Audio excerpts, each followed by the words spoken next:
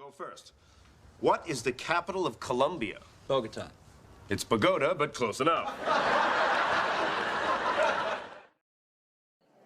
Partying or drinking something you like and still looking as new. Sure. Yes. I have a very bad. I'm drunk right now.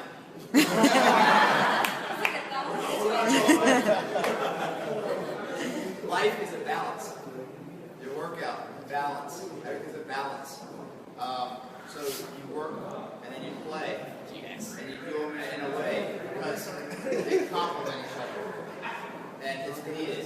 If all you do is work and work and work, eventually your productivity will go down and down and down. You need the release.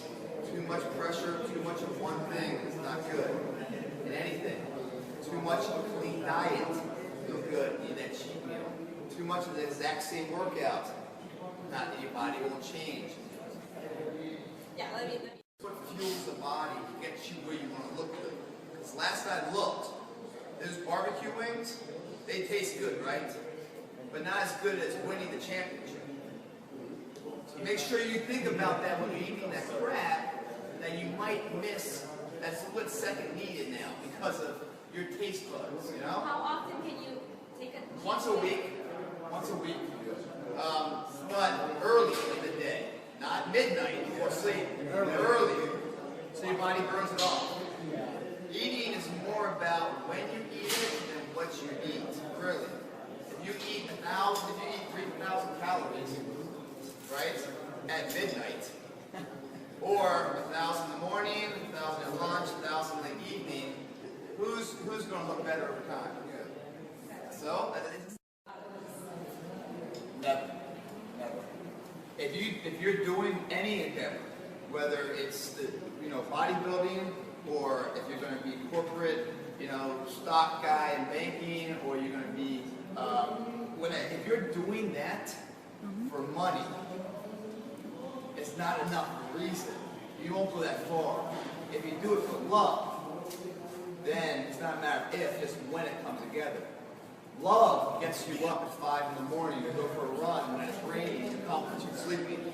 Love is a person that believes in the endeavor, that after a hard day feels good about it, that gets back and does it again. Goes for that failure plus 3 reps.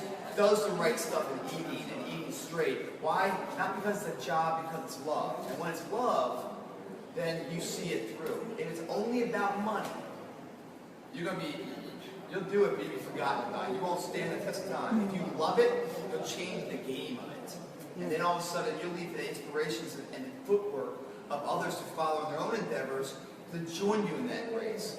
But, it all starts with a talent backloaded with love. That gets you going. Somebody who's a very successful business person will say, I've never gone to work in my life.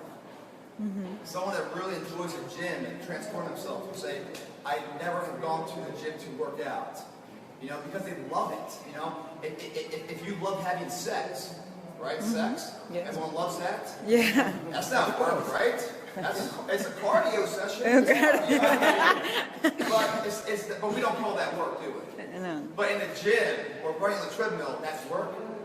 No, just find love too. You must be willing to taste pain to find success.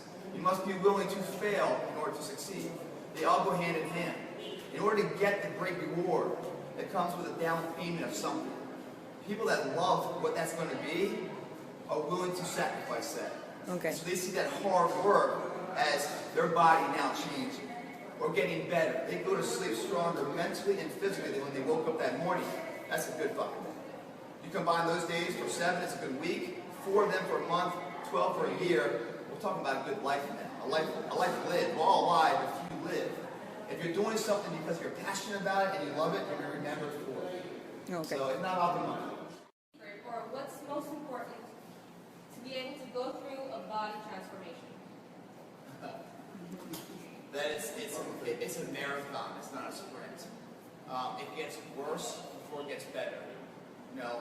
When you're working out and you're lifting, and your muscles start to warm up and you start to hit failure, that's where you start to really push it. That's where the reps count, because that's the glue of transformation. that will lead. Because when you start working out, you're caught in the middle, where you were, where you want to be.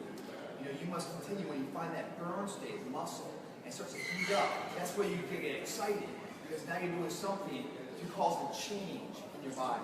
Your body won't, if I sit here, I'm not going to get stronger, right? I have to do something to create demand for my body to change from it, right? So when you go through that burn state, you start hitting failure. That's where you currently are. And when you go past that, now you start to push the levels, limitations of where you currently are to where you want to be. And it's a long-range thing. You can't get caught up in the daily chores of it. You've got to see it for the longevity, knowing it's going to be, you know, a year, 2 years time. There's no quick fix for long-term situations. And if you get that through your head, that what you're about to embark on, many have tried and many have failed. But you can do it, and you can do it better than anybody else. If you believe that here, you got it here. Okay. So it's a mindset. Okay. Are you afraid about the pain? You're talking about training somebody. Yeah, that's it. Yeah, so as a trainer, your job is an individual, right? Has a mindset and then a body, right? All right. They'll quit mentally before their body ever will quit. Meaning mentally they'll say, have you guys ever gone to do, let's say, a bench press, right? And right before you get down there, you go, I'm going to go for 8. I'm going to go for 8, right? And you get underneath there, and boom, you get 8. This is you get 8 fast. What happens on the 9th one?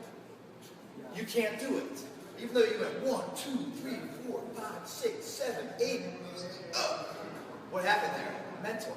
Meaning you said 8, therefore as soon as you got past 8, no, you can't go to 8. That is your mind shutting your body down, not your body shutting your mind down. You would never, there's a lot of scary things with that. As a trainer, your job is to intercept that message in your client. When they start saying, no, I can't, up here, that's when you block that message to the body and say, yes, you can. And then you push them past it. So when they said, it's 8's all you do, and then they go, no more. They go, yes, 3 more. Boom, boom, boom. They rack the weight. They go, oh my God. And they get goosebumps. The hairs are coming up. They're like, I didn't think I could do that, and I can do it. What else am I holding myself back from? What else am I capable of? I'm selling myself short on. Right? Now all of a sudden, you don't need to motivate them anymore. Because they saw something happen. They saw a birth of success.